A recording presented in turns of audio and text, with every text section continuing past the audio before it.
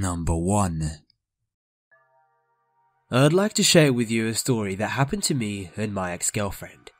So, my family owns a cabin on a small lake in New Hampshire. We go there every summer. It's basically our home away from home. There are other houses on the lake, quite a few near us, but beyond that, it's a pretty rural area. Miles of woods stretch beyond the lake houses, so there is really no reason to be in the area unless you are hunting, own a lake house, or were visiting the lake for whatever reason. So, one night, maybe 6 years ago, it was late, probably around midnight. My ex and I were laying in bed and just chatting about whatever. All of a sudden, we hear footsteps outside the open window. The window lays only about halfway up on the wall to the side of the bed, and is situated so that it opens right at the bottom of the bed where our feet were. The ground around my house is covered in a layer of spine needles that drop from above, so it's pretty hard to walk quietly. But the footsteps sounded like whatever was making them were trying their best not to be heard. They sounded relatively close, but we rationalized to ourselves that they were probably made by some sort of an animal. A couple of minutes go by, and we hear them again, except this time they seemed closer. They seemed to be right outside the window, still trying to move quietly. At this point, the two of us are starting to get a little freaked out. To our mutual horror, we look down and see a hand slowly coming through the window. Obviously we scream and wake the house up, and my parents come running out of the adjacent room. We tell them what happened, and my father rationalizes it as the event being a figment of our imaginations. To this day, I don't know if he's right. The weird thing is, both my ex and I saw the same thing. So, how could it be our imagination? I feel uneasy staying in that room, and I always make sure to shut the window before I go to bed. Number 2. This happened a bit over a week ago, and I felt like the first bigger shock and paranoia has settled in, so I wanted to share what happened with you.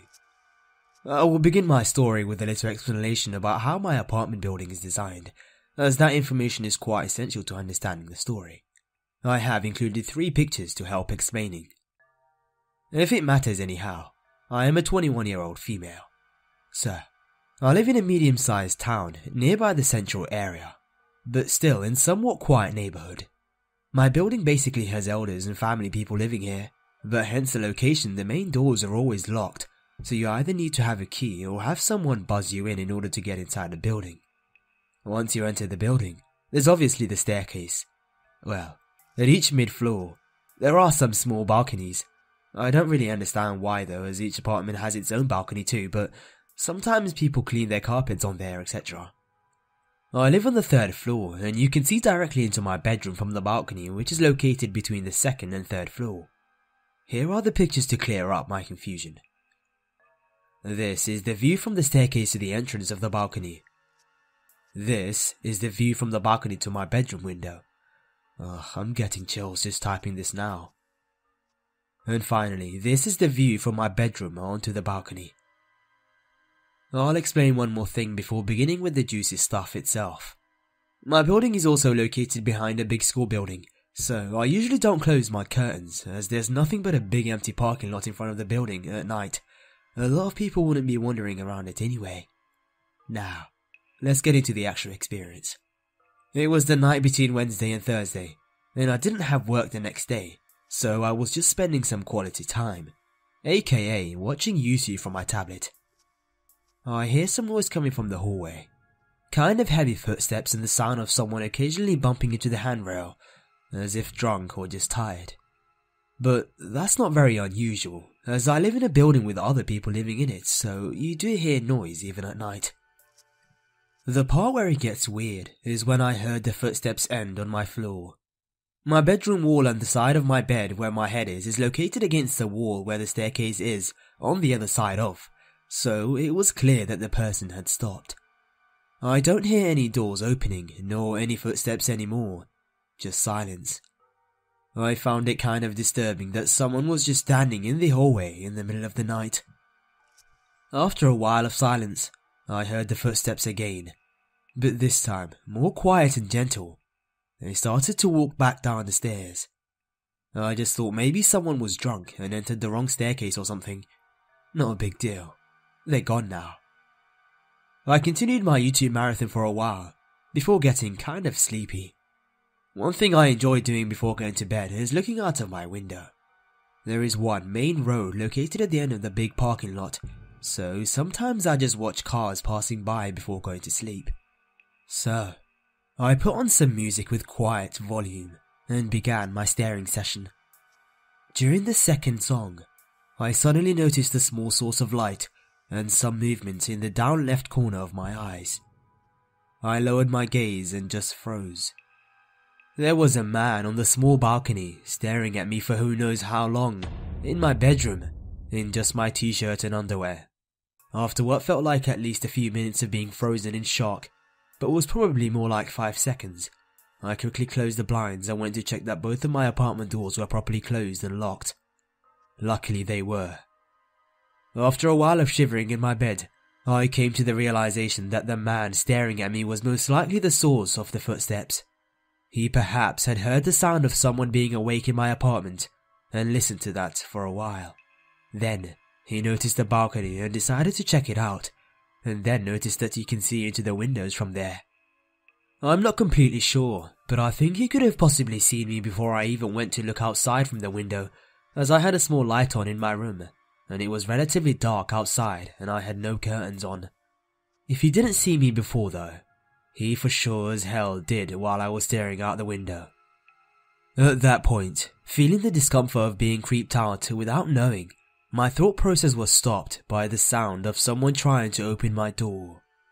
Luckily, my door is quite secure, so I didn't think this person could get it open. But then I heard the small letterbox being opened as slowly and quietly as possible. I still feel the hair on the back of my neck standing up while typing this out. I have 2 doors, thank God, so he couldn't see directly into my apartment, but I could hear him. He was breathing sort of heavy, constantly swallowing as if he was either very nervous or just somehow disturbed. I think I held my breath and changed into a motionless wax figure until he closed the letterbox and for some reason sprinted down the stairs, making a lot of noise again this time.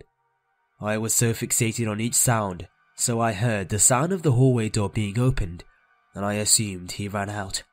I didn't dare to look out the window to check, as I was still feeling watched.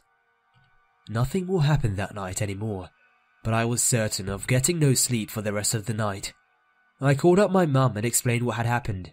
She had work the next day, so I didn't want to disturb her sleep more by asking her to come and sleep here or pick me up, so we just agreed we'd keep the phone line open through Viber throughout the night.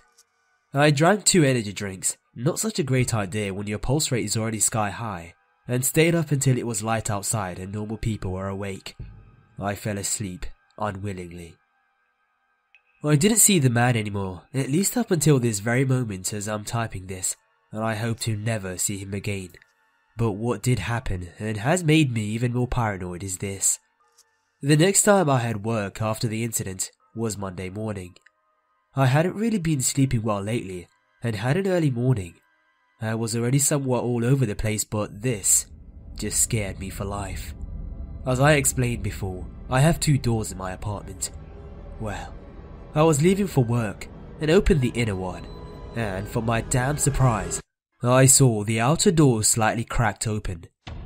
I felt like throwing up and just running into my mum's arms like a little girl, just to go somewhere safe, but instead I had to go to work.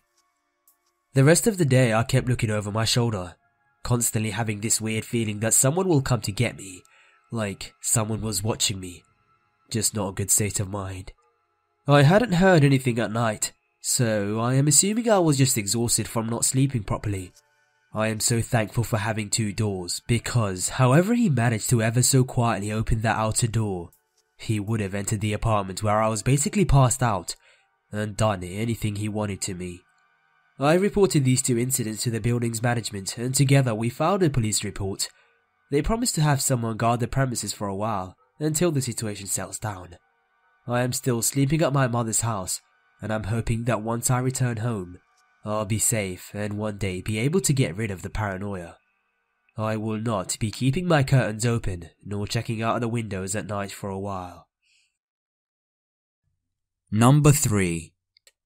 I am 15, 5'11", medium-sized, and have rather long brown hair. At the time, I lived in a house that backed up onto the downs, quite a big expanse of hills and woods. My back garden fence looked straight out into a woody hill, very thick trees, so thick a few steps in and you couldn't see a thing. Now, with enough context, let's get to it. I prefer to walk my dogs at dusk, and so like every day, me and my pretty big Staffordshire Bull Terrier and Wiener dog were out for a walk on the only path in this super thick woods. The sun was close to setting, so I was heading back. It was very common for me to bump into people up there, as it was a very lovely place to run, walk or cycle. I was about halfway back when a man in his late 50s or early 60s walked into view with his tiny, like the size of a handbag dog, in tow. I immediately felt a wave of discomfort, something about the way he walked. I'm not sure, but he was super creepy and odd. Anyway, as we came closer he nodded and spoke in a really gruff voice. I could tell he'd been a smoker for a long time. Lovely day for a walk, is it not? Yeah, I guess. These your dogs? Yes, they are. How much for the smaller one? I was taken aback. I would never sell my beloved dog. I'd had him for 6 years. He was family. He's not for sale, sorry, I replied. You sure? I'll pay a nice sum. Yeah, I'm sure. Anyway, I gotta head home. I'll walk you back. Around this point, I noticed his eyes were red. Not red as in demon. Red as in his eyes were so bloodshot they looked red. I replied with, no, it's close. I can get back on my own. Oh, whereabouts? Don't worry. Anyway, see ya, I said. He then replied with, I'm sure I will. That was terrifying on its own. Then he grabs my hair and stops me. Wait, let me give you my number in case you change your mind. He hands me a scrap of paper with his number on it. I thank him and ran my ass off all the way home. I threw the paper away. This wasn't the last I saw of him. 2 days later, as I was walking home from school late, this man in a big black coat looks at me from across the street, and I thought nothing of it. Then he turns around and starts walking in the same direction. That was red flag number 1. I speed up, he speeds up. Red flag number 2. I stop, and so does he. That was the third and last flag. I break into a sprint from my friend's house, 5 minutes away from mine. I look back. Red eyes. It's the same fucking guy from the woods. I knock on my friend's house door maniacally, the guy gaining quick. My friend Max opens the door and I jump in and slam the door. Dude, what's going on? Old guy, creepy stalker, he's following me. Are you sure? Yes, I am, Max. Max then tells me to call the police. I did. They didn't find him. From then on, I got lifts from home. This still wasn't the last time I saw him. About a week later, I was in my room playing on my PC. I have to look out the window to look at the trees. It was night, and I could just barely make out the individual outlines of the trees. Anyway, about 10 minutes later, I looked out again, and saw a figure. Normal enough people take night strolls all the time, except he wasn't moving. He was staring directly at my window. Fuck. I grabbed a torch, opened my window and pointed at the figure. I see a man in his late 50s to late 60s with bloodshot red eyes. He smiles and then attempts to climb over the fence. My stepdad, a buff as fuck South African man, sees this from the kitchen.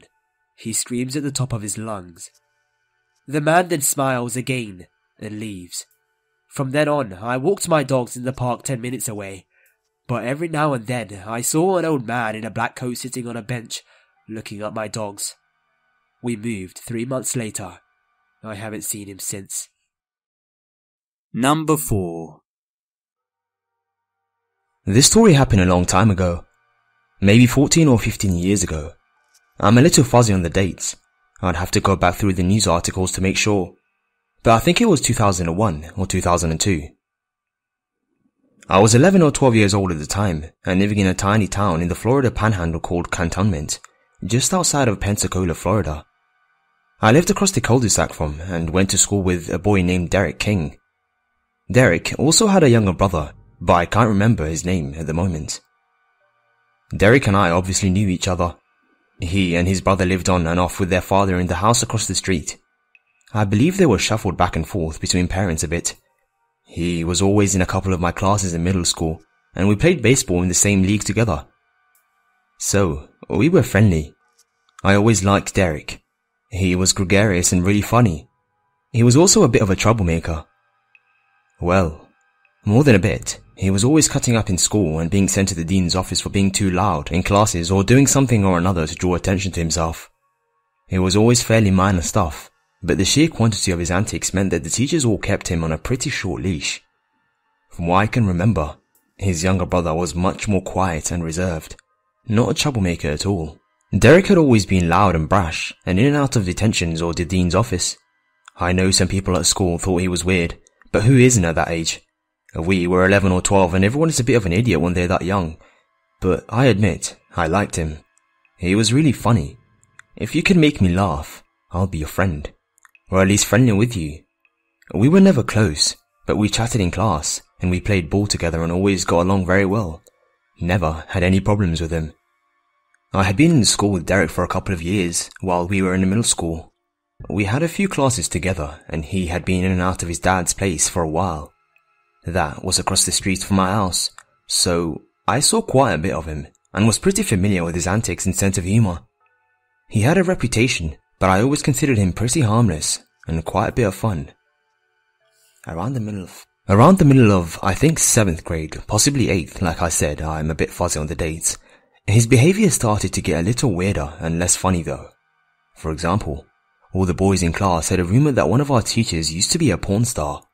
Total bullshit rumour, but she was the hottest teacher at the school and preteen boys always hung on to rumours like that because it gets a lot of mileage.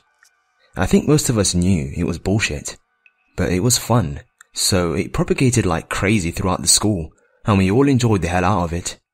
Anyway, one day in this teacher's class, Derek raised his hand and straight up asked her if she was a porn star. Obviously, he got in trouble, but it was more than that. I personally saw him using the eraser of his pencils to rub burns into his arms, but not just random burns, like smiley faces and stuff like that. Weird stuff. He also got in trouble at one point for using a teacher's stapler to put staples into his thighs and arms in class. Just weird stuff that threw up some red flags. But you know, we're all morons at that age, and we all just figured he wanted some attention, which he probably did. Shortly after these incidents, Derek's dad's house caught on fire. And not like a small fire, but basically a raging inferno. I wasn't around to see the house in flames, but because I lived right there, I did see the aftermath, and it was pretty bad. When the firefighters got the flames out and went through the wreckage, they found Derek's father's body.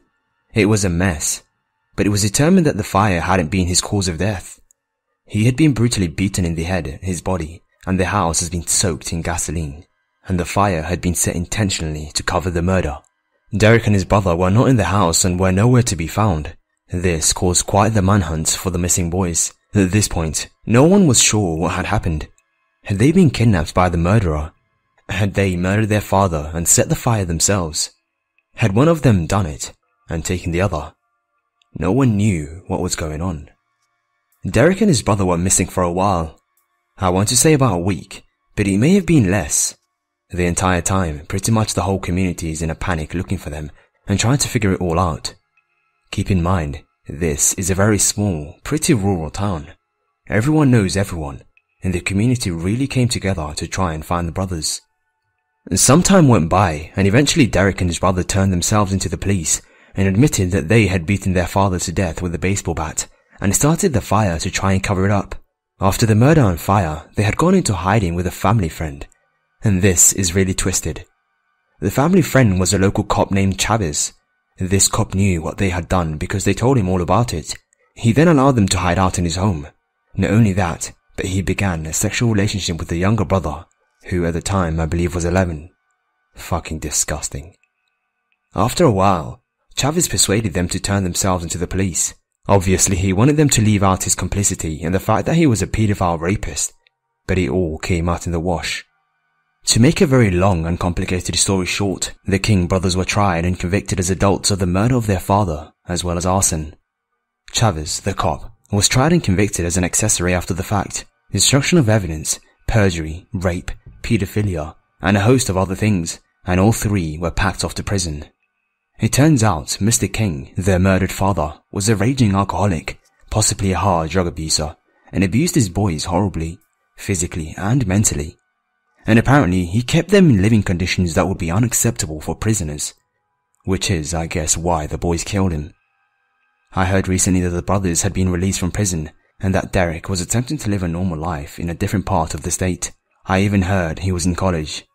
I don't know if any of that is true, but I hope it is. I certainly don't condone their actions.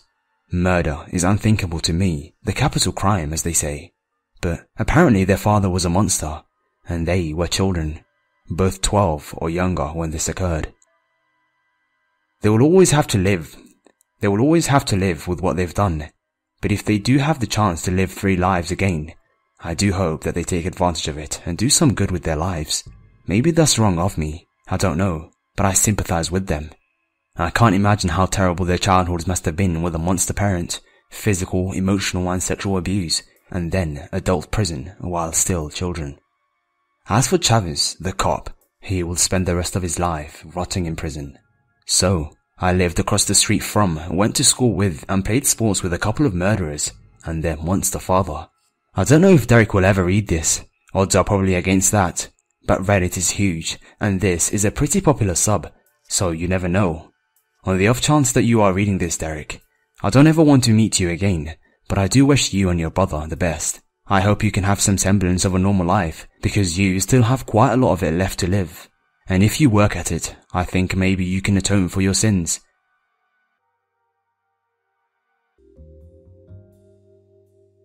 Hey guys, it's the Grim Reader. So, thank you very much for listening to this video. If you enjoyed, why not check out my other videos by clicking on the links on the screen. Also, don't forget to like, subscribe and share. Thanks a lot for listening.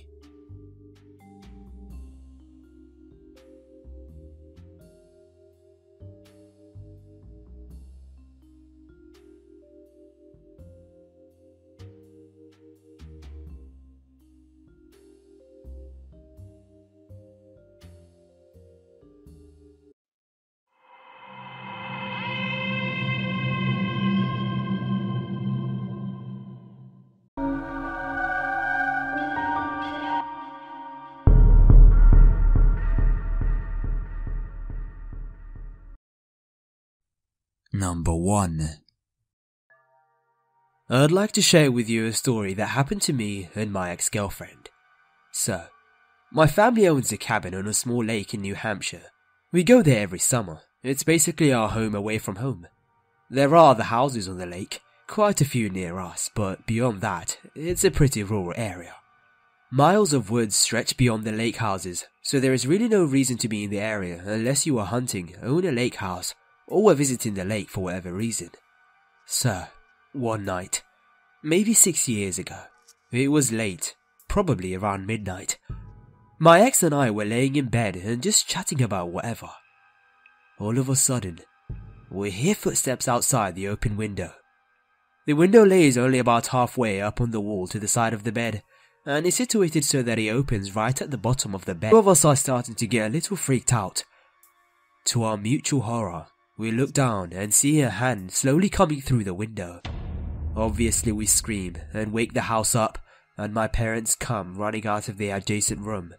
We tell them what happened, and my father rationalizes it as the event being a figment of our imaginations.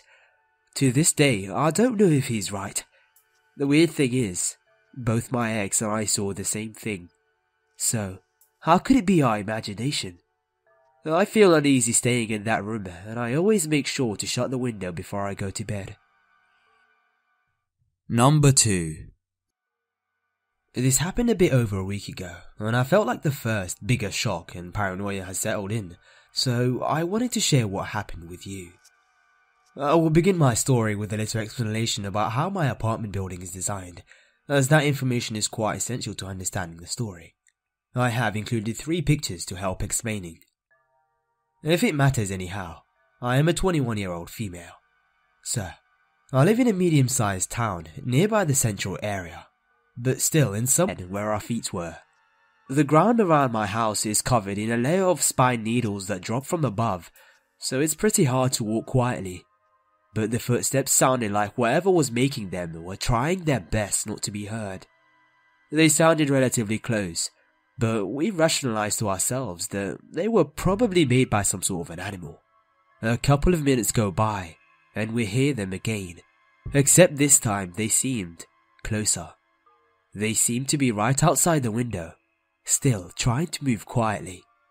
At this point, the two